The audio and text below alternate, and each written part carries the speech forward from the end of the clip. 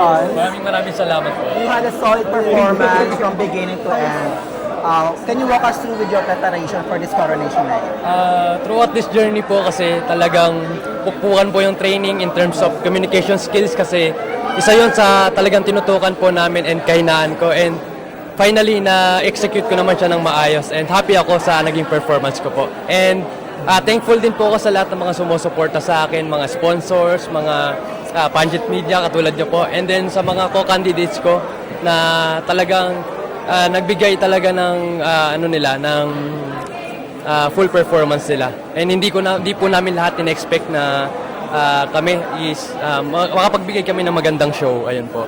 Was there a moment during the competition that you doubted yourself that you're not gonna make or get the crown?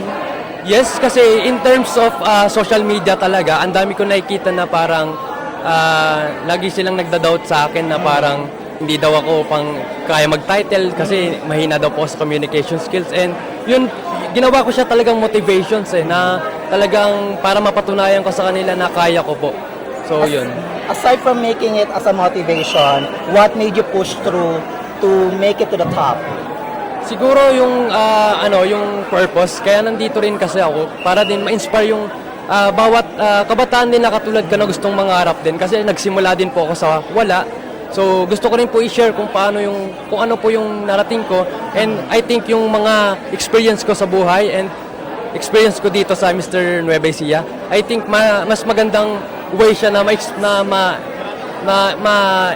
bigay ko or ma-encourage ko yung mga bawat kabataan na sumali din sa mga ganitong competition, kasi isa siya na bibigay ng mga confidence po sa amin, and yun po, yung ma-represent po namin yung municipality namin with pride. Ayun. And aside from winning the title of Mr. Nueva Ecija, you're also gonna represent the Philippines in Mount Hot Star International. How excited are you for that? Actually, unexpected, pero andyan na po tayo, opportunity, so grab po natin yan, and talagang kuhanin natin, bibigay ko po yung best ko para i-represent po yung Philippines sa international po. And lastly, the love and support of your friends, your family are felt during the whole competition. What do you want to tell them? And maraming salamat, especially yun nga po, yung mga supporters, family ko po, and sponsor, and yung mga nanonood po na talagang sumusuporta sa akin. Isa po kayo sa nagbigay ng motivation sa akin para makumit po yung tagumpay na minimithi ko po. Benji, from the very beginning of the competition, you are parang lagi kang number 1 sa mga hot picks. So, naging complacent ka ba na ikaw ang mananalo tonight for Mr. Nueva Ecija? Honestly po, talagang lahat po kami magagaling, and hindi ko rin po na-expect na ako yung mapapasok po sa top 5, kasi aminado po ako na maraming mas magagaling sa akin, pero give ko lang yung yung best ko talaga para mapatunayan din sa sarili ko na kaya ko may pagsabayan. Pero ikaw rin ang nanalo ng Best in Swimwear, Best in Formal Wear, kumbaga Hakot Awards, mga corporate awards, special awards, ikaw ang nanalo. Kumpiyansa ka na ba na during that time na ikaw na mananalo? Actually hindi, pero in-enjoy ko lang talaga yung laban namin and yung show, para syempre may pakita ko din yung best ko. And yun, nagbunga naman po yung hard work, consistency, yung puyat, yung pagod, gutom. Ayun, at least po ngayon nakapag-deliver ako ng mas maayos na performance po. Sinong mga gusto mong unang pasalamatan? Especially maraming salamat po sa organization ng Mr. Nueva Ecija, kay Sir Don, kay Miss Corinne, kay Papa B, and kay Mami Loy, at sa lahat po ng bumubuo, kasi wala po ko ngayon kung hindi po dahil sa kanila. I believe, my friend, kapag galing Ifugao na pumunta dito. Yes po, Jake Dangayo, maraming salamat bro sa pagsuporta sa akin.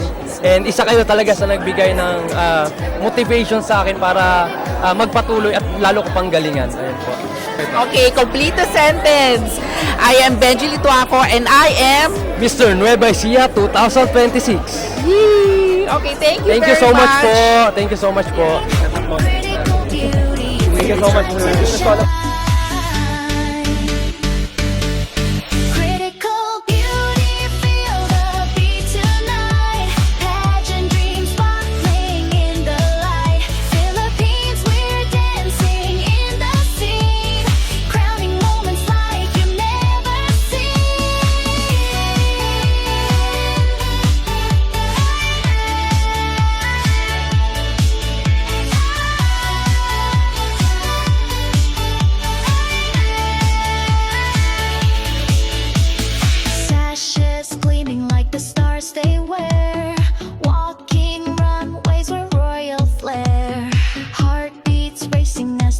judges see.